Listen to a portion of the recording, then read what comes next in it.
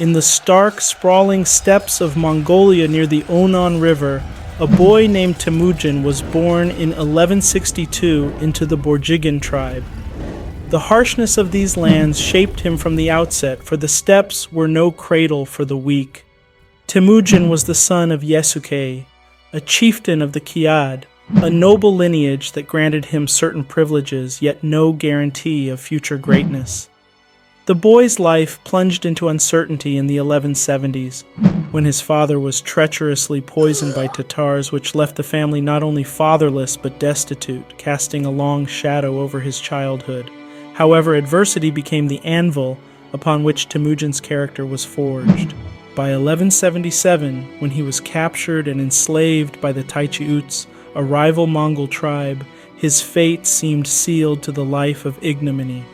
Yet in a testament to his indomitable spirit, Temujin escaped captivity, a thrilling flight to freedom that transformed him into a symbol of resilience for the people of the steppes. This harrowing experience didn't break him. Instead, it imbued him with a relentless drive for power and control over his own destiny. Genghis Khan, revered as a military genius and empire builder, also bears a legacy steeped in bloodshed and terror that prompts some to liken him to a serial killer on an epic scale. His reign, marked by an unquenchable thirst for conquest, was characterized by acts of brutality and destruction that left deep scars in the pages of history. One of the most harrowing examples of his ruthlessness was the obliteration of Nishapur in 1221. Following the death of his son-in-law at the hands of the city's defenders, Genghis Khan ordered a massacre that resulted in the deaths of possibly hundreds of thousands, indiscriminately killing men, women, and children. This event stands as a stark reminder of the merciless retribution he inflicted upon those who opposed him. Genghis Khan's penchant for terror was not limited to mass slaughter. He employed brutal methods of execution to instill fear and submission. The fate of Inalchuk, the governor of Otrar, is a case in point. For defying Khan by killing his trade envoy, Inalchuk was subjected to a horrific death, molten silver poured into his eyes and ears. This act of cruelty exemplified Genghis Khan's brutal methods of punishing his enemies. His campaigns also wreaked havoc on the cultural landscape of the regions he conquered. The sacking of Bukhara and Samarkand, vital hubs of Islamic culture and learning, led to the destruction of priceless cultural heritage. Libraries were burned, and architectural marvels were reduced to rubble, erasing centuries of intellectual and cultural achievements. These actions not only caused immediate devastation, but also set back the cultural and intellectual progress of the region for generations. Genghis Khan's conquests extended beyond the slaughter of populations and destruction of cities. He systematically uprooted communities, engaging in forced relocations and enslavement on a massive scale. These policies disrupted the social and cultural fabric of vast regions, leading to demographic changes that would reshape the ethnic and cultural landscapes of Eurasia. Moreover, the environmental impact of his military campaigns was profound. His scorched earth tactics led to widespread ecological damage. Agricultural lands were devastated, forests were cleared, and irrigation systems were destroyed, leading to long-term consequences for the affected region's ecosystems.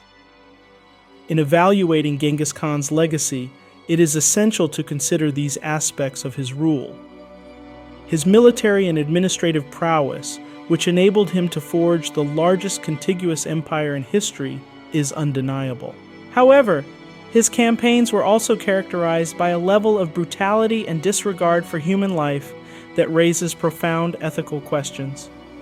The sheer scale of death and suffering caused by his conquests, the systematic destruction of cultural heritage, and the ecological damage wrought by his armies paint a picture of a ruler whose actions could be likened to those of a serial killer, albeit on an unprecedented, almost industrial scale.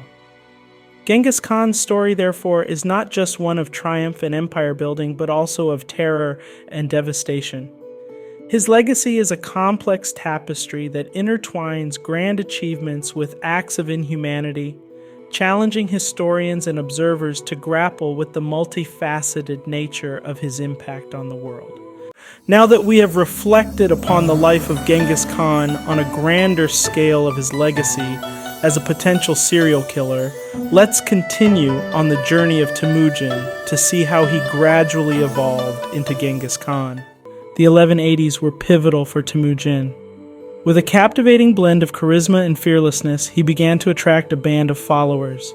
These were not mere men, they were the hardy sons of the steppe, each one a warrior, forged in the crucible of Mongolian harshness, ready to follow him into the tempest of war and conquest.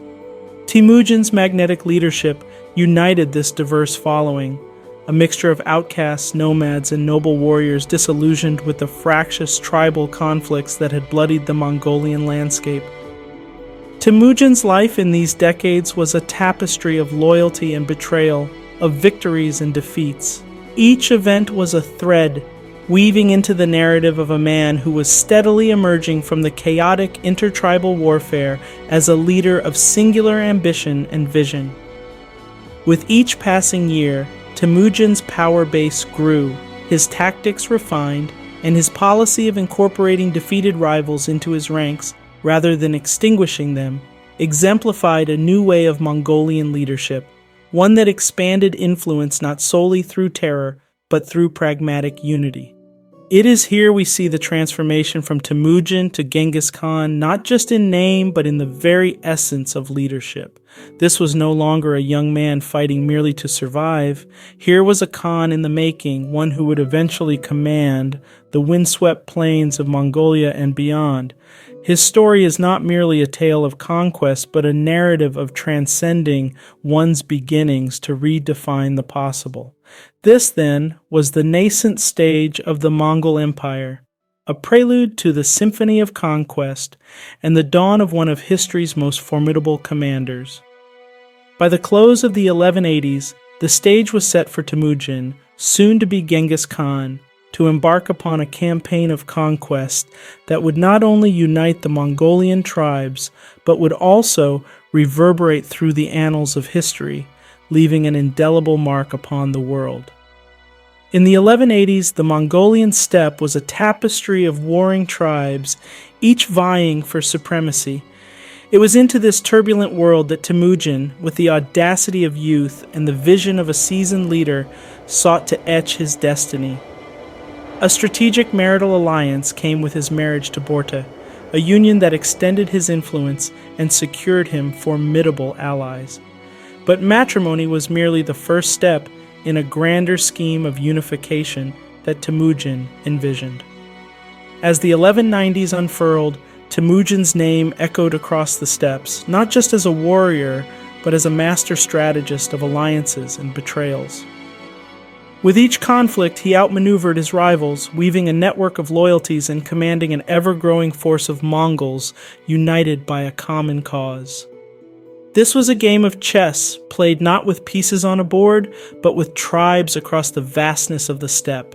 And in this game, Temujin was proving himself a grandmaster. The turn of the 13th century brought the Battle of the 13 Sides, a conflict steeped in both legend and blood. Here in 1201, Temujin's forces displayed not only martial prowess, but also a revolutionary approach to warfare that emphasized speed, mobility, and psychological warfare. His triumph at this battle was not merely military, it was a clarion call that rallied tribes to his banner, earning him the title of Khan of the Mongols. By 1203, Temujin's reputation as a fearsome warrior had spread like wildfire. The Naiman tribe, a formidable force in their own right, stood in opposition to Temujin's burgeoning influence. Yet, in a display of military ingenuity and sheer force, Temujin's warriors routed the Naimans, their victory echoing the relentless drive of their leader. This was no mere skirmish, but a decisive blow that cemented Temujin's control over the region. In the following year, 1204, the Karaits and the Merkits, two tribes that had long cast shadows over Mongolian politics, fell before Temujin's indomitable army. These victories were not just military, but also political masterstrokes. They proved Temujin's ability to assimilate conquered tribes, to turn former enemies into loyal subjects, expanding the very concept of Mongolian identity under his rule. Finally, in 1206, as if predestined by the fates, a great Kurultai convened. This grand assembly of Mongol chieftains witnessed the transformation of Temujin into Genghis Khan, meaning universal ruler. At this momentous gathering, the scattered tribes of Mongolia were united into a singular force under one banner, one leader, one empire. It was a consolidation of power unparalleled in the steppes' history, the birth of an empire that would come to be known by one name, the Mongol Empire. Under the expanse of the blue Mongolian sky, Genghis Khan stood not merely as a man, but as the embodiment of the Mongol spirit, the architect of a nation forged from the disparate tribes of the steppes. The landscape of Mongolia was no longer a chessboard of petty kingdoms, but the foundation of an empire that would soon stretch its limbs across the known world. This period of consolidation, fraught with battle strategy and an unyielding will, was the crucible in which the legendary Genghis Khan and his empire were forged. In the wake of unifying the Mongol tribes under a single banner, Genghis Khan, the once nomadic warrior, turned his gaze outward towards the rich tapestries of empires that lay beyond the Mongolian steppes. In 1207, the Tanguts of western Xia felt the formidable march of Mongol might as Genghis Khan began his campaign of expansion. By 1209, through a blend of military tactics and psychological warfare that would become the hallmark of Mongol conquests, the Tanguts were subdued. Genghis Khan demanded not just submission but also a tribute, setting a precedent for future conquests. The year 1211 marked a new chapter in Mongol expansion as Genghis Khan, with the ambition that characterized his grand vision, invaded the Jin dynasty of northern China. The Mongols, with their unparalleled horse archery and rapid troop movements, were a stark contrast to the more cumbersome Jin forces. It was not merely a battle of weapons, but of wits and strategies. Over 4 grueling years, the Mongol forces encroached upon the Jin heartland until in 1215 they laid siege to Zhongdu, modern-day Beijing. The city, a symbol of Jin power, fell like a jewel plucked from a crown, signaling the arrival of the Mongols as a force not just on the steppe, but in the annals of the world. However, the appetite of the Mongol Empire for expansion was not sated. In 1218, the Karakitan Khanate, a Central Asian polity that stretched across the vast expanse from the Altai Mountains to the Sirdarya, encountered the Mongol military machine. The Mongols' mastery of mounted warfare was complemented by their use of sophisticated siege techniques and intelligence networks. The conquest of the Karakitan not only extended Mongol dominion, but also served as a prelude to the conquest of more formidable powers. It was in 1219 that a fateful incident set the Mongol hordes on a path to war with one of the most powerful empires of the time, the Khwarezm Empire. The murder of Mongol traders and an ambassador, an affront of the highest order in Mongol diplomatic tradition, prompted Genghis Khan to launch a campaign of retribution that would resonate through history. The Mongol invasion of the Khwarezm Empire from 1219 to 1221 was marked by a level of ferocity and efficiency that stunned the contemporary world. City after city fell, and the rivers of Persia and Central Asia ran with the blood of the defeated. It was a devastating display of Mongol power and a clear message: betray the Khan at your peril. During this time of conquest in the West, a smaller contingent of Mongol warriors faced off against the Russian princes at the Battle of the Kalka River in 1220. Despite being far from the Mongolian heartland and vastly outnumbered, this detachment demonstrated the strategic genius and indomitable spirit of the Mongol military. The Russian forces, fragmented and surprised by the Mongols' extraordinary tactics and pace, were decimated, reinforcing the Mongols' reputation as an unstoppable force. This was the Mongol Empire in the early 13th century, a realm carved by the sword, extended by the bow, and unified by the will of Genghis Khan. From the highlands of Mongolia to the walls of Beijing, from the steppes of Central Asia to the banks of the Khalkha River, the Mongol Empire was an entity like no other, growing not only in territory, but also in legend. Yet, beyond the conquests and the battlefield glories, Genghis Khan's expansion of his empire brought about profound changes. He introduced a new order based on meritocracy, loyalty, and discipline, breaking the old aristocratic privileges and reshaping the social structure of the conquered lands. His policies and reforms influenced the administration, trade, and culture of a vast territory, laying the foundations for a Pax Mongolica that would facilitate trade and communication across the Eurasian continent. In these years, from 1207 to 1221, Genghis Khan was not just a conqueror, but a ruler who was reshaping the world. He navigated the complex tapestry of tribal loyalties, ancient enmities, and emerging empires with a blend of mercilessness and statesmanship. This period was a testament to the Mongol ability to forge an empire through the flames of war and the force of a singular, unyielding vision. The Mongol Empire, under Genghis Khan, became a historical phenomenon, a storm that reshaped lands and peoples in its relentless path. In the year 1221, the indomitable spirit of Genghis Khan, having cast a shadow over the vast swaths of the Asian continent, began the arduous journey back across the formidable Hindu Kush. The winds of rebellion had been stirring in the lands of the Tanguts in western Jia, a region once subdued by the iron will of the Khan. Determined to quell this insurrection, Genghis Khan mobilized his forces with the precision of a seasoned strategist, intent on restoring the order of his empire. By 1225, the Tanguts had once again bowed before the might of the Khan, their rebellion crushed beneath the relentless march of Mongol horsemen. With western Xia under firm control, Genghis Khan, ever the architect of conquest, turned his seasoned eyes once more to the Jin dynasty. This dynastic realm, already weakened by earlier campaigns, was ripe for the final act of Mongol assertion of power. The year 1226 bore witness to a campaign ignited not just by strategy, but by a profound sense of betrayal. Western Xia had refused to contribute troops to the Khan's grand campaign against the Khwarezm Empire, a refusal that was tantamount to treason in the eyes of Genghis Khan. With retribution in his heart and an army at his back, Genghis Khan launched a punitive expedition against Western Xia, determined to exact a price for their defiance. It was in the midst of this campaign, in the harsh and unforgiving landscape that had shaped him, that fate took a fateful turn. In 1227, Genghis Khan fell from his horse, an event unremarkable in the life of a nomadic warrior, but one that would have monumental consequences.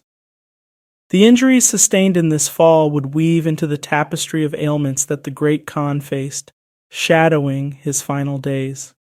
On August 18, 1227, the steppes fell silent as the great Genghis Khan breathed his last. The cause of his death has been lost to the annals of history, speculated to be the result of the injuries from his fall or the culmination of unseen internal health issues. His passing marked the end of an era, the great unifier of the Mongol tribes, the fearsome conqueror who had carved out the largest contiguous land empire the world had ever seen, was gone. In the wake of his death, the vast Mongol Empire, stretching from the Sea of Japan to the heart of Europe, faced the challenge of succession. According to the well-established Mongol tradition, a Kurultai, a grand council, was convened. It was here that the heirs of Genghis Khan, each a warrior and leader in their own right, would determine the future of the empire. Amidst the complex interplay of ambition and tradition, it was Ogadai, the third son of Genghis Khan, who was chosen to wear the mantle of the great Khan. Under Ogadai's rule, the Mongol Empire would not only retain its vast holdings, but would continue its expansion, a testament to the foundations laid by Genghis Khan. The administrative systems implemented by the great Khan, marked by a blend of meritocracy, pragmatism, and an understanding of the diverse cultures within his empire, ensured its survival and growth beyond his death. In modern Mongolia, he is venerated as the founding father, a national hero whose very spirit is synonymous with Mongolian identity. The scholarly pursuits of historians and the curiosities of popular culture continue to explore and dissect his life and impact. His strategies are studied in military academies, his statecraft analyzed in universities, and his story told and retold in countless books and films. The story of Genghis Khan, from a life marked by early deprivation and peril to the heights of unrivaled power, remains one of the most captivating narratives of human history. It speaks to the unyielding will to rise above circumstance, to the universal quest for order and legacy, and to the indelible mark one man can leave on the destiny of the world. Genghis Khan, in life as in death, stands as a colossus astride the narrow world, a figure of intrigue, inspiration, and enduring fascination. If this narrative resonated with you, do support us. Hit that like button, drop a comment with your thoughts, and subscribe. Thank you for staying with us to the end. See you in the next video on Plaid Chronicles.